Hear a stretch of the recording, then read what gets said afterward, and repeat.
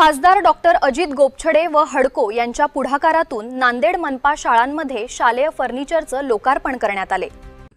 खासदार डॉक्टर अजित गोपछडे आणि हुडको यांच्या संयुक्त विद्यमाने सामाजिक उत्तरदायित्व निधीतून नांदेड महानगरपालिकेच्या शाळांमधील विद्यार्थ्यांसाठी दर्जेदार शालेय फर्निचर उपलब्ध करून देण्यात आले आहे। या फर्निचरचा लोकार्पण सोहळा महापालिकेच्या शाळा क्रमांक 1 गांधी पुतळा वजीराबाद येथे मान्यवरांच्या उपस्थितीत उत्साहात संपन्न झाला। विद्यार्थ्यांच्या शैक्षणिक प्रगतीसाठी महत्त्वपूर्ण पाऊल उचलताना नांदेड महानगरपालिकेच्या शाळांमधील भौतिक सुविधा बळकट करण्याच्या उद्देशाने खासदार डॉक्टर अजित गोपछडे यांनी हुडकोकडे पाठपुरावा केला होता।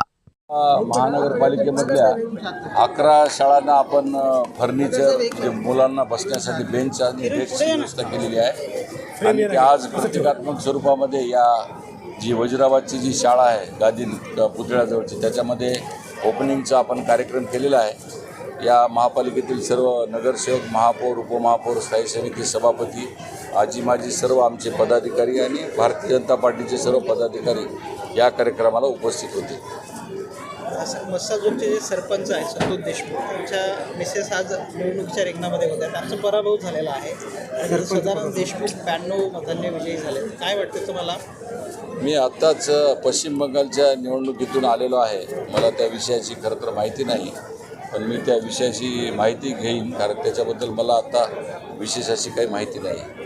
तुम्हाला काय वाटतं म्हणजे लोकांचा मी अजून त्याची माहिती घेतली नाही आहे, त्यामुळे जर माहिती घेऊन मी सांगतो। बच्चू कडू शिवसेनेमध्ये प्रवेश करणार अशा चर्चा सुरू आहेत। बघा, या लोकशाहीमध्ये परंपरा आहे, प्रत्येकाला कुठे जावं काय नाही जावं अशा पद्धतीने प्रत्येकाचा अधिकार असतो आणि त्यामुळे ज्याचं त्याच्या विचाराचं स्वातंत्र्य आहे। खासदार अशोक चव्हाणांनी घोषणा केली होती की 4000 कोटीचा जो हेलिकॉप्टर बनवण्याचा पाठबंधाचा कारखाना नांदेडला येणार आहे। परवा उद्योग मंत्री उदय सामंत आले होते, त्यांनी सांगितलं की मला कल्पना नाही असं काही होणार आहे। नाही, असं ते म्हणाले नाही, मला त्या विषयातली नीट माहिती घ्यावी, संभ्रम आहे असं म्हणाले नाही। संभ्रम आहे असं विशेष त्याच्यामध्ये मला त्याच्यातली माहिती घ्यावी लागेल कारण कसं आहे की हा मोठा प्रकल्प आहे आणि हा मोठा प्रकल्प नांदेडला येणारच आहे आणि हेली प्लांट हा नांदेडमध्ये होणार आहे। त्याच्या संदर्भामध्ये सर्वे देखील संदर्भामध्ये अधिकारी देखील आलेले होते आणि हा उद्योग आम्ही स्वतः माननीय देवेंद्र फडणवीस साहेबांना आम्ही विनंती केली होती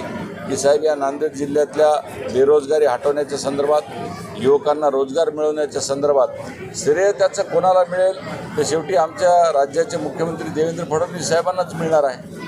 त्यामुळे देवेंद्र फडणवीस साहेबांच्याच नेतृत्वाखाली सर्व मंत्री काम करतात। त्यामुळे नांदेड हे रिमोट प्लेस आहे, नांदेडमधला हा मागासलेपणा दूर करण्यासाठी या ठिकाणी जर हेली प्लांट येत असेल तर त्याचं आपण सगळ्यांनी स्वागतच केलं पाहिजे। कुठं होतं हेली प्लांट, कुठं सर्वे? त्याचं ते सर्वे होईल आणि त्या सर्वेच्या नंतर जागा निश्चित होईल, सरकार त्याच्या बाबतीमध्ये सगळे निर्णय घेईल आणि उद्योगमंत्र्यांना विश्वासात घेऊनच हा निर्णय केला जाईल। उद्योगमंत्र्याला माहीत नाही असं असू शकत नसतं कारण उद्योगमंत्र्यांना विश्वासात आधी सर्वे होईल आणि त्यांना विश्वासात घेऊनच हा विषय होईल। ठीक आहे, धन्यवाद।